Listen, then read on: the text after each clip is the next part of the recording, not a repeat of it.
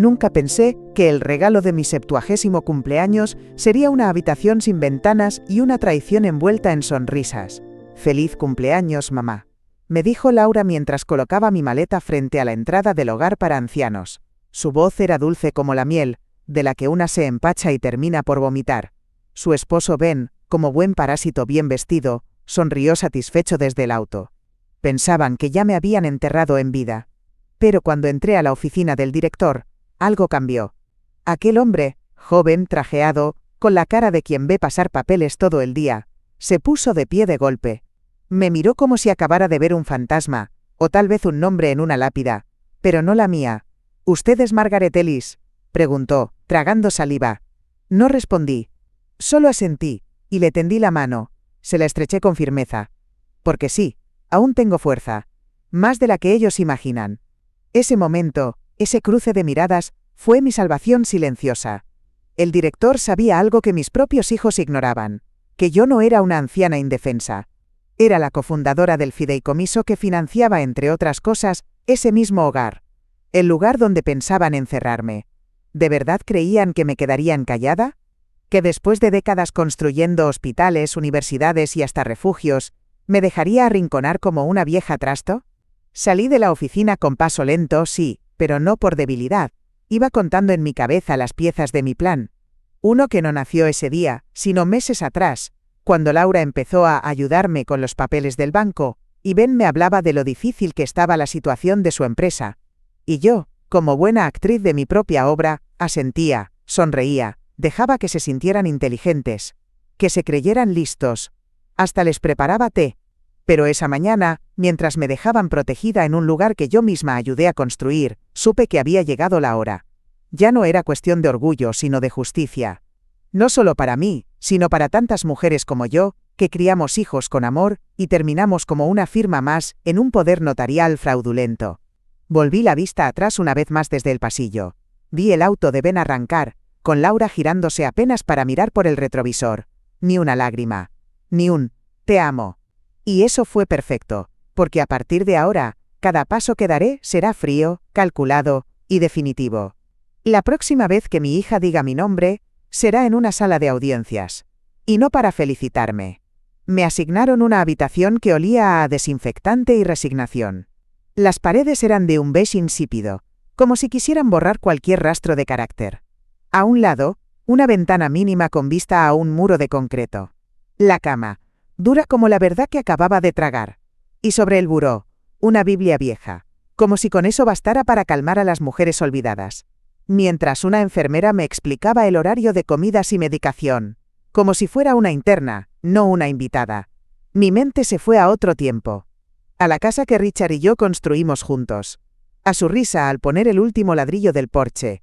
A las noches de café y planes sobre cómo devolverle algo al mundo que tanto nos dio. Y ahora aquí, reducida a una lista de necesidades básicas. Yo, que alguna vez coordiné la estructura de hospitales enteros, debía pedir permiso para salir al jardín. Lo que más me dolió no fue el cuarto. Fue lo que no venía en la maleta que Laura me empacó. Ni una sola foto de Richard. Ni el relicario que él me dio el día que firmamos el acta de nuestra fundación. Ni el álbum donde guardaba los recortes de los periódicos que hablaban de nuestros proyectos. Pero sí trajeron mis medicinas. Eso sí, bien empacadas. Todo para que la historia oficial fuera que estaba cuidada. Cuidado, eso decía la fachada. Pero yo conocía los signos del abandono disfrazado. Lo había visto en cada hogar de retiro que visité como benefactora. Las miradas vacías, los empleados quemados, los calendarios sin actividades. Esto no era cuidado. Era aislamiento. Un almacén de ancianas con pensiones, esperando la muerte. Sentada en esa cama extraña, repasé mentalmente cada transferencia bancaria que Laura me pidió, por única vez, cada reunión donde Ben solo quería entender mejor mis gastos. Y de pronto, todo hizo sentido. La urgencia por cambiar los testamentos.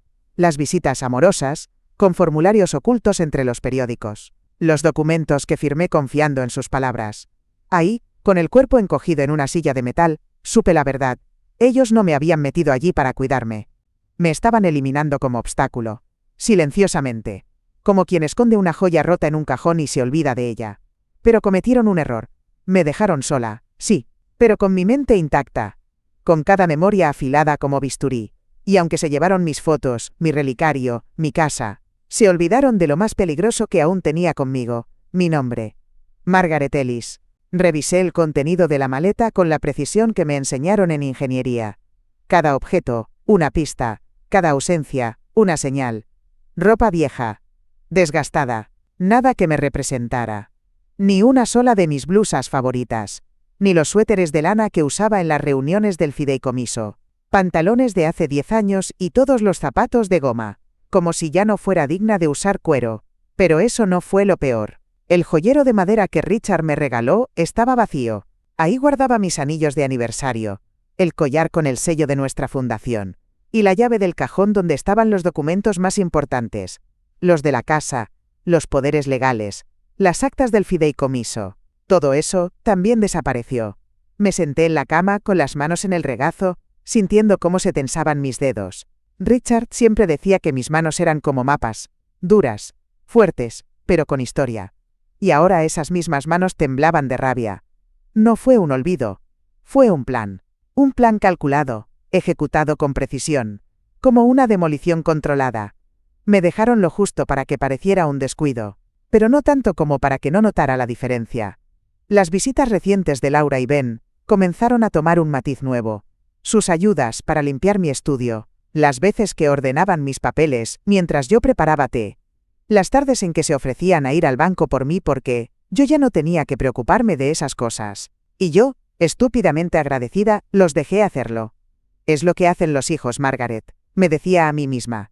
Es normal que se ocupen de ti, ahora lo entiendo. Lo que hicieron no fue ayudarme, fue extraerme. Poco a poco. Primero mi rutina, luego mis pertenencias, después mi dinero, y finalmente mi lugar en el mundo. Y todo con una sonrisa.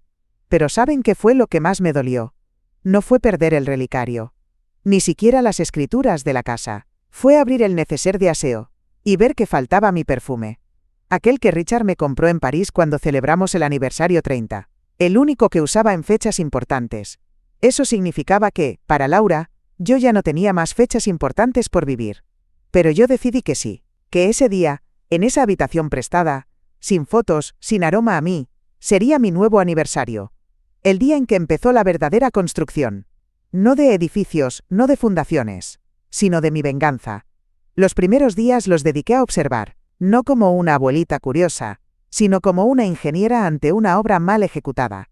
El lugar se llamaba The Grand View, vaya ironía. No había nada grande ni hermoso en esas paredes grises y pasillos silenciosos. El personal caminaba con el paso arrastrado de quien trabaja por inercia. Las actividades recreativas eran escasas, y las sonrisas forzadas. Esto no era un hogar, era una bodega de cuerpos. A simple vista, todo parecía en orden. Camas limpias, comidas a tiempo, enfermeras con uniforme impecable. Pero yo sabía cómo detectar las grietas invisibles. Esa habilidad no se pierde con la edad. Una residente, Clara, me contó que antes había tardes de pintura y música. Ahora solo había televisión a volumen bajo y siestas inducidas por medicación innecesaria. Ella lo dijo con un susurro, como quien teme que el eco la castigue. Los turnos estaban mal organizados. El aire acondicionado fallaba en algunas habitaciones. Y el director, el mismo que palideció al verme, se paseaba poco y hablaba aún menos. Pero eso no era lo más preocupante. Una mañana, mientras me dirigía al comedor, noté que en la sala de visitas una señora mayor lloraba sola. Su hija había cancelado la visita por tercera vez esa semana. La trabajadora social le ofrecía un calmante, no consuelo. Entonces me di cuenta. Aquí no solo se abandonaban cuerpos, se desechaban almas. Y ese era el modelo que Laura y Ben habían elegido para mí. Una inversión emocional cero, pero suficiente cuidado para mantener las apariencias. Y quizás, un día, justificar legalmente que yo ya no podía tomar decisiones. Pero lo que ellos no sabían era que esta estructura, aunque decadente, tenía una falla fatal. Una grieta que podía derrumbarlo todo. Yo era una de las fundadoras del fideicomiso que financiaba ese lugar. Y aunque ellos habían hecho todo lo posible por borrarme, mi nombre estaba grabado en los cimientos. Como los planos ocultos de una edificación, esperando al arquitecto correcto para activarlos. Esa tarde, me senté sola en el pequeño jardín del hogar, un parche de césped donde apenas crecía una bugambilia torcida. Pero yo vi más allá. Cerré los ojos y recordé a Richard. Los cimientos, Maggie. Lo importante no se ve. Pero lo sostiene todo. Él tenía razón. Ellos pensaban que me habían reducido a escombros. Pero yo solo estaba inspeccionando los daños. Y ya había encontrado la primera fisura. Me senté en ese trozo de tierra olvidada con la espalda erguida y la mirada en el horizonte que no existía. Un seto mal podado. Un árbol enfermo. Y sin embargo, ese rincón fue más mío que la habitación aséptica que me asignaron. Allí recordé a Richard. Cómo me observaba mientras corregía planos hasta la medianoche. La clave está en reforzar, no en derrumbar, decía él, siempre paciente. Ese pensamiento me ancló. No iba a destruir por rabia, iba a reconstruir por dignidad. Mientras los demás residentes dormitaban en sus sillas, yo repasaba mentalmente cada conversación con Laura y Ben en los últimos meses. Las frases vagas, las miradas esquivas, la insistencia en que firmara ciertos papeles, por tu tranquilidad, mamá. Pensaban que me doblegarían como a tantas otras, que al aislarme, me harían dependiente, que la ausencia de mis cosas, de mi rutina, me debilitaría. Pero cometieron un error imperdonable. Me subestimaron, porque incluso sin mi relicario, sin mis documentos, sin mi perfume, yo seguía siendo Margaret Ellis. Y no necesitaba más que mi cerebro y mi apellido para mover cimientos. Mientras giraba lentamente el anillo de bodas que aún llevaba mi talismán, mi raíz, comencé a trazar una estrategia. Nada de impulsos. Nada de lágrimas. Esto no sería una venganza vulgar. Sería quirúrgica. Legal. Irreversible. Paso 1. Recuperar información. Paso 2. Identificar aliados. Paso 3. Proteger mis bienes y nombre. Y paso 4. Bueno, ese sería el clímax. La humillación pública. La caída elegante de aquellos que creyeron que podían encerrarme y quedarse con todo lo que construí. No me lo tomé personal. Lo tomé profesional, como cuando detectaba una columna mal calculada o una junta que no resistiría un sismo. Laura y Ben eran ese error estructural. Y yo iba a corregirlo. Esa noche, en lugar de llorar o rezar como hacían muchas de mis compañeras, me senté con una libreta nueva que pedí como si fuera un favor inocente. Y escribí, no cartas de despedida, no diarios de nostalgia. Escribí mi plan, con punto y coma. Porque yo no vine aquí a morir. Vine a comenzar la demolición de una mentira. Al tercer día, pedí hablar con la enfermera jefe. Le dije que había olvidado un documento muy importante, el registro de mis medicamentos, que siempre llevaba conmigo. Le expliqué que necesitaba asegurarme de que estaban usando la dosis correcta. Es que tengo historial de intolerancia al metoprolol. Mentí, muy suavemente, como quien apenas recuerda su propio apellido. Ella dudó, claro. Pero al ver mis ojos entrecerrados y mi voz temblorosa, pensó que era solo otra anciana paranoica. Tal vez lo tenga en su archivo de ingreso, señora Ellis, me dijo, mirando su computadora. Me llevó a la oficina de administración, donde un joven asistente buscó mi expediente físico. Yo fingí interés leve. Hasta que lo vi, un folder con mi nombre completo y una hoja firmada. Alto. Esa firma no era mía. Se parecía, pero no lo era. Lo supe de inmediato. ¿Cómo no lo iba a notar, si he firmado miles de planos, contratos, acuerdos legales? El trazo era torpe, inseguro, como imitación de alguien que apenas ha visto mi firma por encima. Sin la curva limpia al final. Sin mi ligera inclinación hacia la izquierda que Ethan, mi nieto, siempre decía que era marca de abuela. Pedí ver la hoja más de cerca. El joven dudó, pero accedió. Le sonreí como una niña que pide un dulce. Ahí estaba, un documento de poder legal. Fechado 3 semanas antes. Declaraba que yo había cedido a mi hija el derecho de tomar decisiones financieras y médicas por mí. Falsificado. Completamente. Lo supe. Lo confirmé. Y lo fotografié en silencio con el celular que aún me permitían tener, bajo la excusa de que le hace bien hablar con su nieto. El asistente se distrajo un segundo buscando otra hoja, y yo, con manos firmes, capturé la prueba. Clic, clic, clic. El sudor me recorrió la espalda, pero mi rostro seguía impasible. Ese archivo, ese engaño burdo, era el inicio de mi liberación. Creo que ya lo recuerdo. Mentí dulcemente. El doctor me dijo que me lo explicarían después. ¡Qué cabeza la mía! Sonreí. Me levanté con mi paso lento, cuidadoso, como quien agradece un favor menor. Salí de esa oficina como si nada. Pero adentro de mí, una alarma sonaba como campanas de guerra. El primer candado estaba abierto. La pregunta ahora era, hasta dónde estaban dispuestos a llegar para callarme. Spoiler. No lo lograrían. El teléfono sonó a media tarde. Era Ben. El número aparecía con su típica cordialidad pasiva-agresiva. Solo quería saber cómo estás, Margaret. Respondí con tono lento, pastoso, como si me costara recordar su nombre. Ay, Ben, estoy bien, supongo. Un poco desorientada todavía. Todo es tan nuevo. Claro, claro. Lo importante es que estás segura, dijo con esa voz untuosa que usaba cada vez que intentaba venderme una idea. Buena para todos. Segura. Qué palabra tan conveniente. Me habló del menú del hogar, de lo atentos que habían sido con él cuando me dejaron, y de cómo Laura estaba muy estresada, pero solo porque se preocupa mucho por ti. Lo dejé hablar, lo dejé construir su teatrillo de hijo político preocupado, y justo cuando ya pensaba que tenía el control de la conversación, le solté la pregunta. Ben, ¿tú sabes si en la casa lograron arreglar ese problema con el sistema eléctrico? ¿El de la fase que se caía cada vez que se encendía el horno y el lavavajillas al mismo tiempo? Silencio. 3 segundos eternos. 4. 5. ¿Perdón? Respondió, dudando. Sí, creo que sí. Ya se encargó Laura de eso. Llamó a un técnico. ¿Un técnico certificado? Porque esa caja eléctrica tenía una derivación peligrosa en la línea de 220. Si no la revisan bien, puede causar un incendio. ¿Sabes qué tipo de cableado usaron? Otro silencio, esta vez, más largo. Más tenso. Ben no sabía. Porque nunca hubo técnico. Porque no había ningún interés real en arreglar nada. Porque su prioridad no era la casa. Era venderla. Y rápido. Su tono cambió. Margaret, no creo que deberías preocuparte por esas cosas ahora. Lo importante es tu salud. Tu tranquilidad. Tu salud. Tu tranquilidad. No mi dignidad. No mi voluntad. No mi casa. Su voz, antes tan segura, empezó a sonar crispada. De todos modos, añadió apresurado, si necesitas algo, nos dices, ¿sí? Claro. Ben, respondí con mi voz más dulce. Siempre es bueno tener a alguien que sepa de electricidad cerca.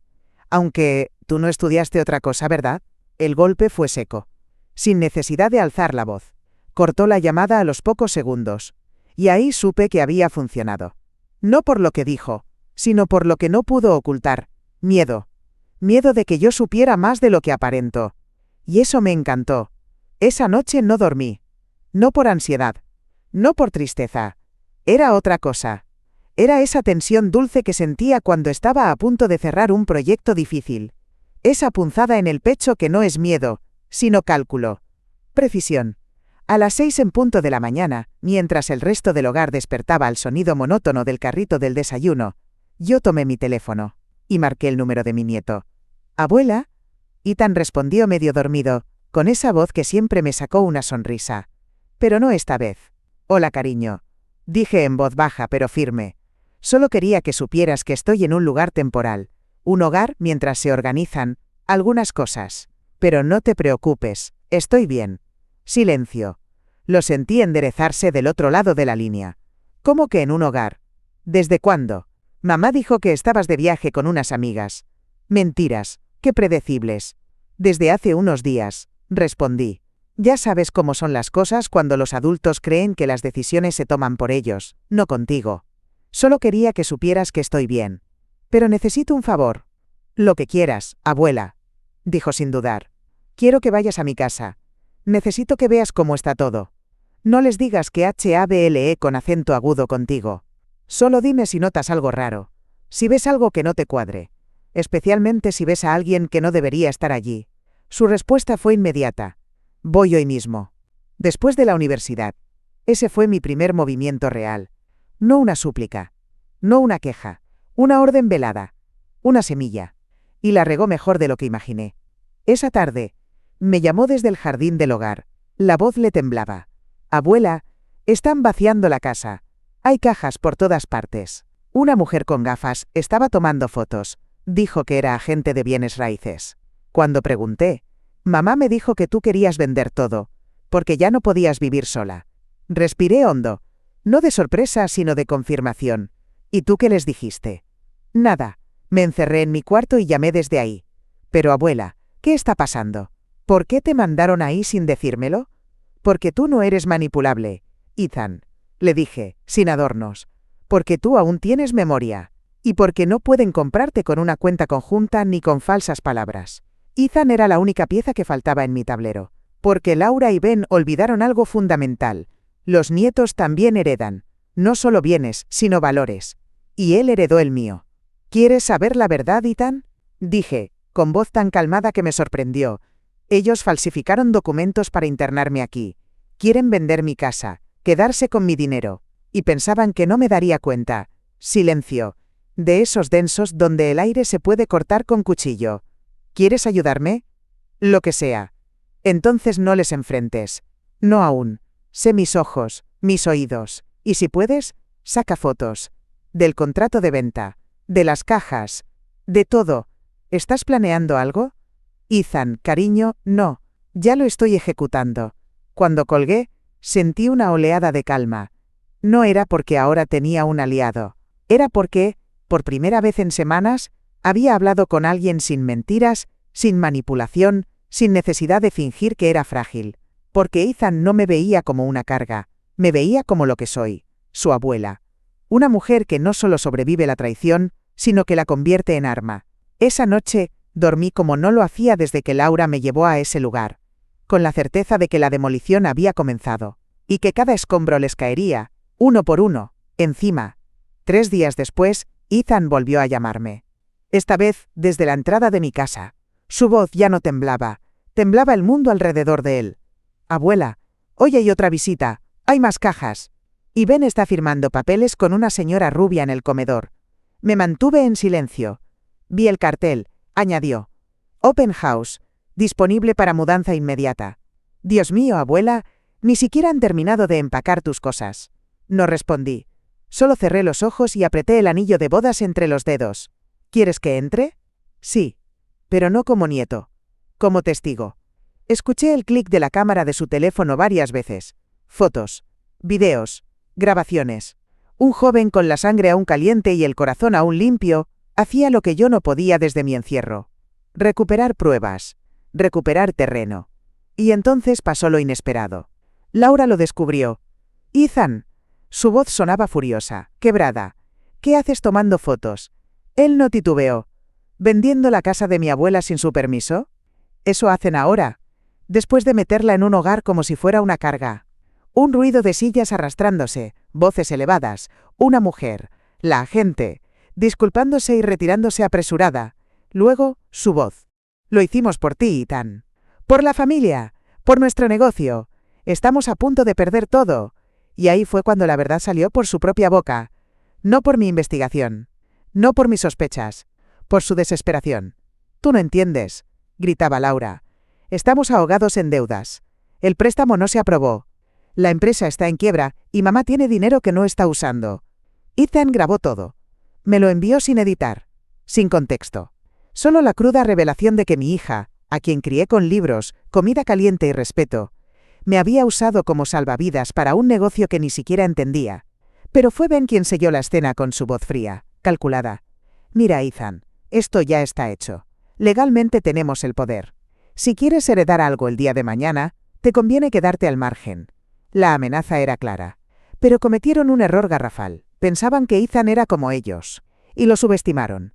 No me interesa una herencia manchada de abuso, dijo mi nieto. Me interesa la verdad. Y asegurarme de que mi abuela no sea tratada como una vaca con chequera. Yo escuchaba todo desde la banca del jardín del hogar. Frente a mí, una mariposa aterrizaba en una flor marchita.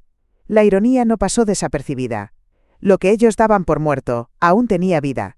Lo que ellos creían débil, aún tenía voz. Ese mismo día, sin perder tiempo, reenvié el audio a mi abogado personal, el mismo con el que fundé con acento agudo la Trust, hace más de 20 años. Le adjunté las fotos, los documentos falsos, todo lo que Ethan y yo habíamos reunido en secreto. Prepárese, le escribí. Esto va a escalar. Y los cimientos están podridos. Esa noche, el director del hogar me encontró sentada en el vestíbulo, sin moverme, mirando una pared blanca. ¿Todo bien, señora Ellis? Me giré hacia él, con una media sonrisa. Perfecto. ¿Sabe qué día es hoy? ¿Martes? No. Es el día en que sus jefes se enteran que la cofundadora del fideicomiso que financia este lugar está viva. Despierta, y furiosa. Su rostro perdió color. Lo entendió todo sin que yo dijera más. Ya no era la abuela olvidada. Era Margaret Ellis, y estaba reclamando lo suyo. La rabia puede ser un motor peligroso si no se sabe manejar. Por eso, en lugar de correr, caminé. En lugar de hablar, llamé. Y en lugar de desear justicia, la organiqué con acento agudo. Esa misma noche, ya con las pruebas que Ethan me había enviado, marqué el número que no usaba desde que Richard falleció. El de Alan Prescott, mi abogado personal y cofundador conmigo del fideicomiso Ellis Prescott para viviendas dignas. Margaret, dijo, sorprendido. ¿Eres tú? Estoy viva, Alan, pero más que eso. Estoy despierta. Necesito tu ayuda. No preguntó más. Me citó para la mañana siguiente. Y gracias a ese apellido que aún pesa, el director del hogar me permitió una salida controlada, sin sospechar que iba a iniciar un huracán legal. Al llegar al despacho de Alan, le entregué todo, los audios, las fotos, la copia del poder falsificado. Y sobre todo, la confesión de Laura. Esa frase que quemaba, lo hicimos por el negocio. Estamos en quiebra. Él escuchó sin interrumpirme, como siempre hacía cuando me veía lista para demoler un edificio en ruinas. Esto es más grave de lo que pensaba Margaret. Es falsificación de documentos, abuso financiero de adulto mayor y posible fraude inmobiliario. Y quiero que uses todo, le dije. Pero no solo para defenderme. Quiero que investiguen hasta el último centavo, incluyendo el fideicomiso. Él levantó una ceja. ¿Por qué el fideicomiso? Porque The Grandview, el hogar donde me internaron, está bajo nuestra red de inversión.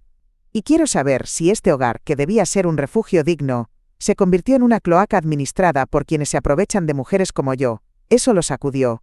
Alan llamó a Susan Dreyfus, actual presidenta del Consejo del Fideicomiso. Me conocía bien. Me había visto levantar estructuras en zonas de desastre con la misma firmeza con la que ahora le hablaba. Susan, dije sin preámbulos. Estoy en The Grandview, pero no como benefactora. Como rehén. Se hizo un silencio. ¿Qué estás diciendo?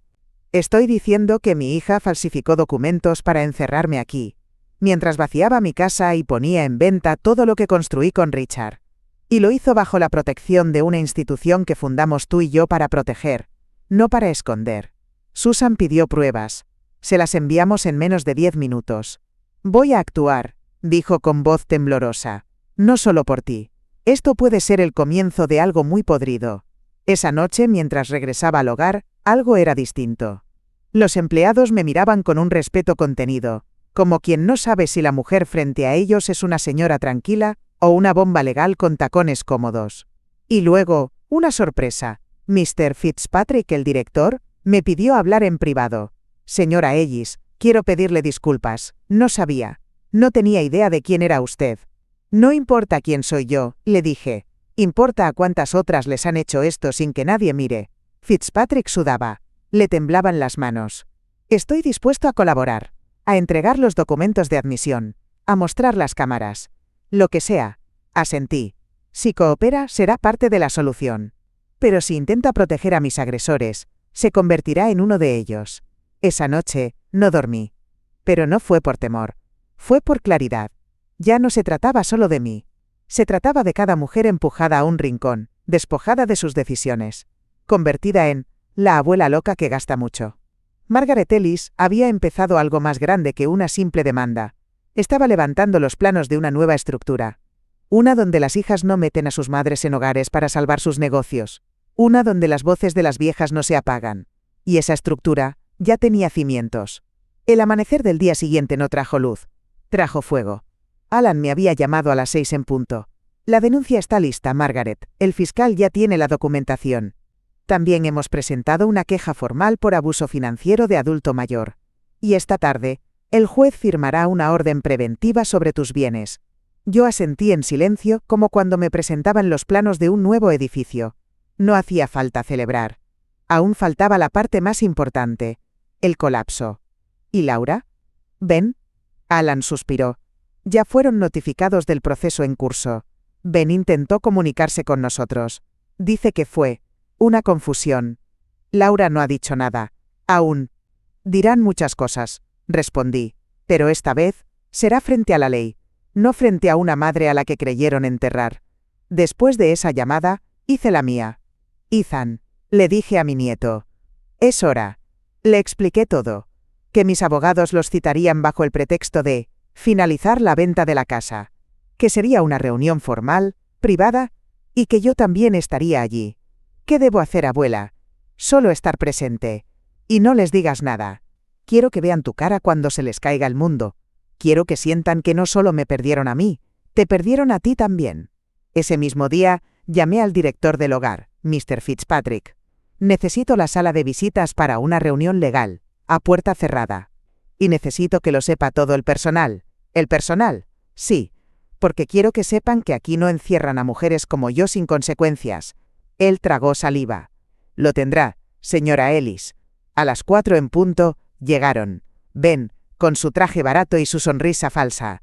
Laura con un vestido que claramente intentaba ocultar su ansiedad.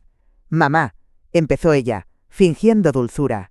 Qué gusto verte. ¿Estás bien? Estoy perfecta, respondí, sin moverme de mi asiento en la cabecera de la sala. ¿Y tú? ¿Cómo van las ventas? El silencio cayó como losa. Ben carraspeó. Estamos aquí para firmar unos documentos, ¿verdad? Sobre la propiedad. Sí, claro, intervino Alan, mi abogado. Pero antes, necesitamos mostrarles algo. Puso sobre la mesa un sobremanila. De él extrajo las pruebas. La firma falsa. El audio de Laura gritando que estaban en quiebra. Las fotos de Ethan. Todo. Ben intentó hablar. Esto no prueba nada. Al contrario, interrumpió Alan. Prueba todo. Y por eso están aquí. En ese momento, se abrió la puerta. Entraron 2 agentes. Con placas. Con autoridad. Laura se puso de pie de golpe. Esto es una emboscada. No, le dije. Esto es una auditoría. De tu alma. Los agentes entregaron la orden judicial. Congelamiento de cuentas. Investigación formal por fraude. El rostro de Ben pasó de rosado a ceniza. Y entonces, se escuchó la voz más inesperada. Lo siento, mamá. Era Ethan. Se acercó a mí, puso su mano en mi hombro. Estoy contigo. Ellos no me representan. Laura intentó acercarse, llorando ahora. Mamá, por favor, no lo hicimos con maldad. ¿No? Le dije. Entonces, ¿por qué sentí que me estaban enterrando viva? La policía los escoltó fuera. Sin esposas aún, pero con el peso de la vergüenza pública sobre los hombros.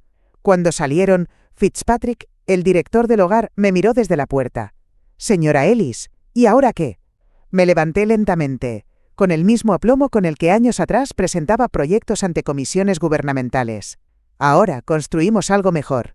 Porque lo más hermoso de los edificios es que cuando colapsan por errores humanos, siempre se puede hacer uno nuevo. Uno fuerte, uno justo. Y esta vez, nadie me sacaría los planos de las manos.